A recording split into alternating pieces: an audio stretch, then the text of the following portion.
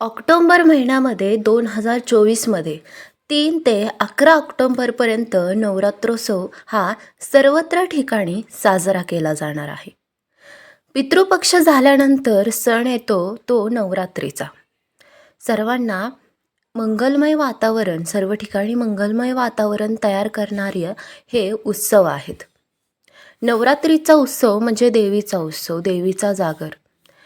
देवीची आराधना करण्याचे हे 9 दिवस खूप महत्त्वाचे आहेत. हे 9 दिवस. चला तर व्हिडिओला आपण सुरुवात करूयात. त्या अगोदर मी आणि माझे स्वामी या चॅनलमध्ये मी तुम्हा सर्वांचं स्वागत करते. व्हिडिओला नक्कीच लाईक करा, जास्तीत जास्त शेअर करा, कारण यामधून तुम्हाला साहजिकच या 9 दिवसांमध्ये काय गोष्टी करायच्या आहेत, काय गोष्टी करायच्या नाही आहेत याबद्दल माहिती मिळणार आहे. त्यासाठी चॅनलला सबस्क्राईब करून ठेवा व अशाच प्रकारचे व्हिडिओ पाहण्यासाठी हे चॅनल तुम्हाला प्रत्येक वेळी मदत करेलच आणि तशा प्रकारची माहिती तुम्हाला देईलच अशी खात्री आहे. आता पाहूयात की जेणेकरून हे नवरात्रीचे 9 दिवस, या 9 दिवसांमध्ये आपल्या घरामध्ये आपण घटस्थापना करत असतो. घटस्थापना ही 3 ऑक्टोंबरला होणार आहे. यामध्ये आपण घट बसवत असतो. माती असेल किंवा कडधान्य असेल, घटात पाणी असेल तर ते भरून योग्य प्रकारे आपण त्याची पूजा करत असतो. फुलं, जे काही समई असेल तर ते ठेवत असतो. आता याच्यामध्ये खूप महत्त्वाची गोष्ट म्हणजे 9 दिवस आपली समई किंवा पंथी ही अखंड तेवत राहिली पाहिजे. यासाठी आपण त्या पंथीमधलं जे काय काजवी निर्माण होत असते ती काजवी काढून अखंडपणे ती पंथी तेवत ठेवणे हे गरजेचे असते. आता आपण बघूयात की जेणेकरून आपल्याला बऱ्यापैकी आपण ज्या गोष्टी करतो ते एवढं समजत नाही की जेणेकरून त्या चुकीच्या आहेत की बरोबर आहेत. तर यामध्ये महिलांनी ह्याचा खूपच बारकाईने विचार केला गेला पाहिजे. कारण एक लक्ष्मी आपण घरामध्ये त्याची घटस्थापना करणार आहोत. त्याचबरोबर घराची लक्ष्मी ही आपल्या घरातील मेन जी काही स्त्री असेल ती घराची लक्ष्मी असते. तर तशा पद्धतीने महिलांनी कोणत्या गोष्टी वर्ज केल्या पाहिजेत किंवा कोणत्या गोष्टी टाळल्या पाहिजेत हे आपण बघूयात. आता ह्या 9 दिवसांमध्ये स्त्री म्हटलं की शृंगार हा आलाच. मग याच वेळी या 9 दिवसांमध्ये रंग हे ठरवले जातात आणि ह्या रंगाप्रमाणे प्रत्येक दिवशी वेगवेगळा रंग असतो आणि या वेगवेगळ्या रंगाच्या साड्या ह्या महिला या 9 दिवसांमध्ये परिधान करत असतात. आता याच्यामध्ये महत्त्वाची गोष्ट कोणती रंगाच्या मानाने, तर काळा रंग. या नवरात्रीमध्ये कोणीही स्त्रियांनी किंवा घरामध्ये शक्यतः काळ्या रंगाची कपडे परिधान करणे वर्जच करा. काळा रंग हा म्हणजे एक दृष्टिकोनातून नकारात्मक ऊर्जा तिथे वास करत असते. त्यासाठी महत्त्वाचे आहे की काळ्या रंगाचे कपडे तुम्ही वर्ज करा. त्यानंतरची महत्त्वाची गोष्ट कोणती की जेणेकरून महिलांनी करू नये. आता महिला आल्या की थोडी प्रमाणात कटकटी, भांडण हे असतेच. जेणेकरून कोणत्याही घरामध्ये थोड्या का होईना गोष्टीवरून कटकटी, भांडण, तंटा हे होतच राहतात. पण त्याचा कधी तुम्ही बारकाईने विचार केला आहे का? या कटकटी आणि भांडणामुळे आपलं जे काही समृद्धी असेल, आर्थिक समृद्धी असेल तर ते रोखण्याचं मेन कारण हे भांडण, तंटा असतं. यासाठी ह्या 9 दिवसात किमान आपल्या घरामध्ये घटस्थापना झाली म्हटल्यानंतर देवीचा अंश ह्या घरामध्ये वास करत असतो. देवीची कृपा ह्या घरामध्ये असतेच असते. त्यासाठी या 9 दिवसांमध्ये कोणत्याही प्रकारे भांडणतंटा करू नका, कटकटी करू नका, वादविवाद घालू नका. त्याचबरोबर अपशब्द जे काय असतील ते अजिबात बोलू नका. हे तितकंच महत्त्वाचं आहे. आता हे की घरामध्ये अनेक व्यक्ती काय करत असतात, उपवास करत असतात. तर उपवास करणाऱ्या व्यक्तीला पण हे महत्त्वाचे नियम जाणून घेणं महत्त्वाचं आहे, की उपवास करतोय आपण तर दुसऱ्यांबद्दल अपशब्द उच्चारणे किंवा दुसऱ्यांबद्दल वाईट विचार करणे हे त्यांनी टाळलं पाहिजे. त्यानंतर आता लक्ष्मीचा वास आपल्या घरात असतो, ठीक आहे. मग त्याच्यामध्ये आपल्या घराच्या शेजारी किंवा घरात किंवा घराच्या दारावर गायी असतील, गायी येत असेल किंवा कुत्रं मांजर असेल किंवा भिक्षुक असेल, तर ह्यांना खाली हात पाठवू नका. काही ना काही त्यांना दान द्या, ठीक आहे. धान्य असेल, काही कडधान्य असेल, त्याचबरोबर चहा पाणी असेल. व्यक्तींना ज्या का अनोळखी व्यक्ती हा आपल्याला भेटत असतात, एखादी अनोळखी व्यक्ती असेल किंवा अनोळखी सुवासिनी असेल किंवा कोणतीही सुवासिनी आपल्या घरात आली तर तिला चहा तरी द्या, दूध तरी द्या किंवा काही नाही दिलं तरी थोडीशी साखर तिच्या हातावर ठेवा. सुहासिनी असेल तर नक्कीच तिला हळदी कुंकू आणि साखरेची छोटी चिमूट न देता अजिबात माघारी पाठवू नका. सुहासिनी स्त्री आली या 9 दिवसामध्ये मग ते साक्षात देवीच्या रूपाने आपल्या घरात येत असते. मग तेव्हा आपण तिला हळदी कुंकूचा मान देणं महत्त्वाचं आहे.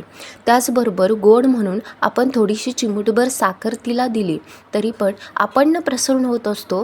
त्याचबरोबर ती व्यक्ती पण प्रसन्न होते. आपल्या घरामध्ये समृद्धता वाढण्याचं हे एकमेव कारण पण असू शकतं, ठीक आहे. त्याचबरोबर आता आपण काय म्हणतो की जेणेकरून जे काही लक्ष्मी असेल किंवा आपले घटस्थापन आहे 9 दिवसांमध्ये आपण घरामध्ये स्वच्छता राखणं महत्त्वाचं आहे, ठीक आहे. मग त्याचबरोबर आपण काय म्हणतो घरामध्ये स्वच्छता, त्याचबरोबर आपली स्वच्छता. त्याच्यामध्ये काय की आता पुरुष दाढी करत असतील तर हे महत्त्वाचं जाणून घ्या की या 9 दिवसांमध्ये पुरुषांनी अजिबात दाढी करू नये.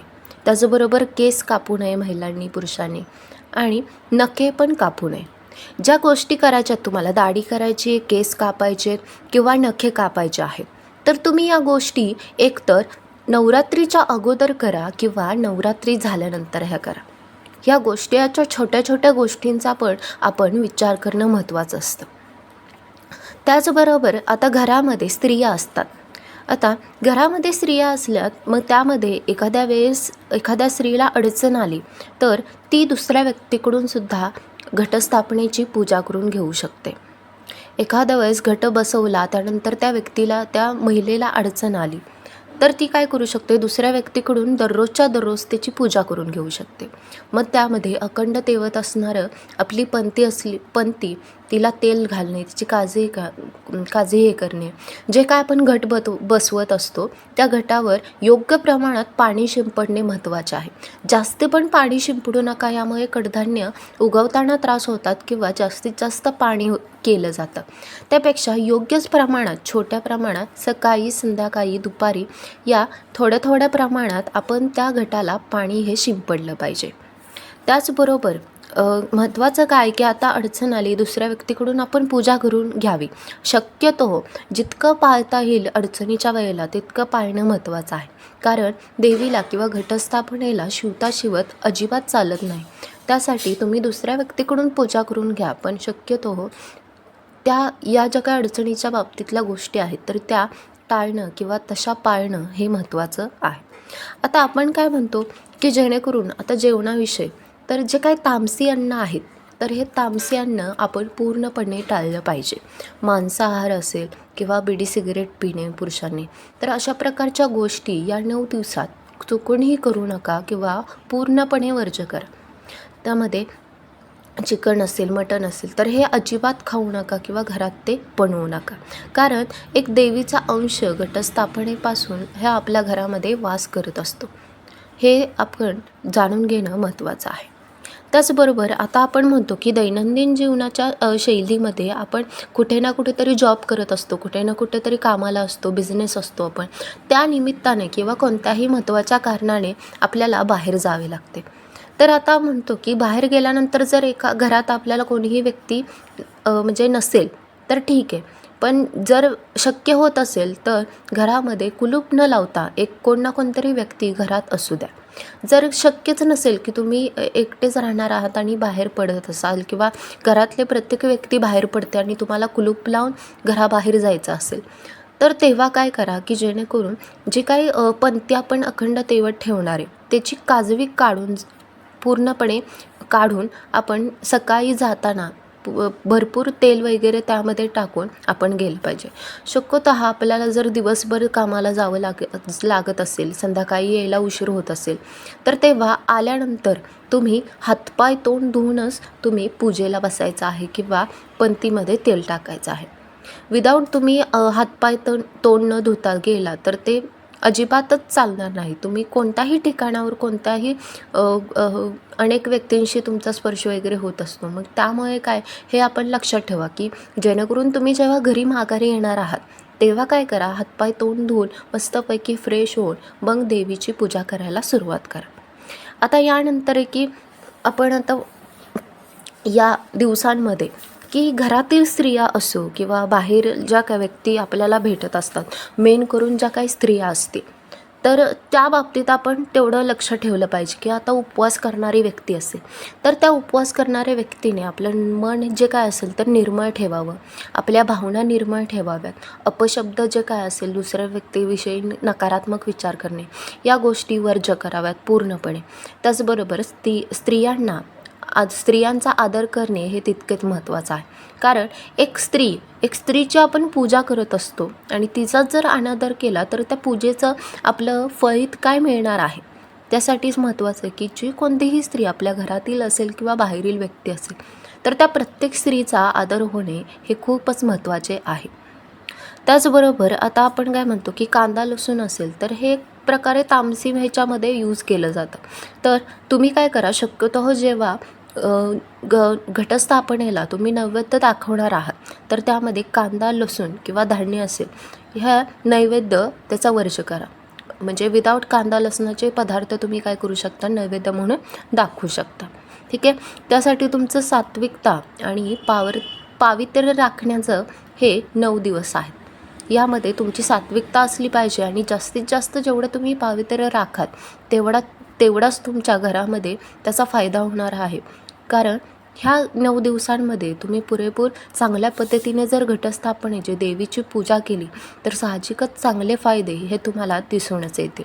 तुमच्या घरामध्ये बरकत होईल, आर्थिक परिस्थिती सुधारेल, त्याचबरोबर तुमचं मन हे प्रसन्न राहणार आहे. कोणत्याही नकारात्मक गोष्टीचा तुमच्यावर प्रभाव होणार नाही. हे याच्यामध्ये खूप महत्त्वाचे मानले गेलेले आहे. त्याचबरोबर आता आपण 3 ऑक्टोबरला जी काही कलशाची घटस्थापना करणार आहोत तर शक्यतः अजिबात 3 ते 11पर्यंत जोपर्यंत घट उठत नाही तोपर्यंत त्या कलशाला अजिबात हलवू नका किंवा जे काय आपण माती वगैरे ठेवणार आहोत त्याला अजिबात धक्का लागू देऊ नका. म्हणजे काही प्रमाणात ते हललं गेलं नाही पाहिजे. त्याचबरोबर आपण देव हे पूजून वगैरे ठेवत असतो तेव्हा पण देवाची हालचाल अजिबात या 9 दिवसांमध्ये करू नका. आणि महत्त्वाचं म्हणजे काय की दिवा जो का आपण लावत असतो, पंथी दिवा किंवा समई असेल, ती 9 ते जे काय 3 ते 11पर्यंत दिवस आहेत 9 दिवसांमध्ये, तर ह्या 9 दिवसांमध्ये चांगल्या पद्धतीने ती जे काही आपण पंथी ठेवतो आहे ती योग्य प्रकारे पूर्ण भरलेली पंथी असली पाहिजे तेलाने किंवा तुपाने आणि ती कधीही विझू नये याची काळजी घ्या. जेव्हा त्याची काजवी काढत असता तर योग्य प्रकारे त्याची काजवी काढून घ्या. ठीक आहे. त्यानंतर या दिवसांमध्ये कन्यापूजेला खूप महत्त्व आहे. यामध्ये ज्या काही कुमारिका स्त्रिया असतील, आता कुमारिका स्त्रिया म्हणजे कुमारिका मुली म्हणजे काय, तर यामध्ये तुम्हाला जे काही मासिक धर्म असतील तर मासिक धर्म यायच्या अगोदरच्या ज्या काही मुली आहेत तर त्यांना तुम्ही पूजेसाठी निमंत्रित करू शकता, त्यांची कन्यापूजा ठेवू शकता. याचबरोबर या 9 दिवसांमध्ये तुम्ही उपवास करत असता, त्याचबरोबर घरामध्ये एक चांगलं वातावरण तयार होत असतं, देवीची प्रार्थना पूजा अर्चना होत असते. यामध्ये महत्त्वाचा पॉईंट काय आहे की तुम्ही ब्रह्मचर्याचं पालन करणं काय महत्त्वाचं आहे. या 9 दिवसांमध्ये कामवासना असेल किंवा ब्रह्मचर्य ह्याचे पूर्णपणे हे जे काय गोष्टी आहेत तर या गोष्टींचा विचार केला पाहिजे आणि पूर्ण जे काय ब्रह्मचारी असेल तर ते ब्रह्मचर्याचं पालन करणं महत्त्वाचं आहे. तर अशा प्रकारे आपण या व्हिडिओमध्ये 3 ते 11 ऑक्टोंबरपर्यंत नेमक्या महिलांनी असेल किंवा घरातमध्ये कोणत्या गोष्टी टाळल्या पाहिजेत याची आपण माहिती घेतली. या माहितीचा तुम्हाला साहजिकच फायदा होईल अशी मी खात्री देते. व्हिडिओ आवडल्यास व्हिडिओला नक्कीच लाईक करा, जास्तीत जास्त शेअर करा. अशा प्रकारची माहिती तुम्हाला आमच्या व्हिडिओतर्फे, आमच्या चॅनलतर्फे मिळतच जाईल. ह्या 9 दिवसांसाठी तुम्हाला खूप खूप शुभेच्छा. तुमचे जीवन आनंदमय व्हावं, तुमच्या घरामध्ये आर्थिक भरभराट होवो, तुमचे जे काय पूर्ण कुटुंब असेल ते आनंदमय वातावरणात जगो, हीच आमची ईश्वराकडे प्रार्थना आहे. नवरात्रीच्या तुम्हाला खूप खूप शुभेच्छा. धन्यवाद. श्री स्वामी समर्थ. कमेंटमध्ये जय माता दी लिहायला आणि स्वामी समर्थ लिहायला अजिबात विसरू नका. नमस्कार.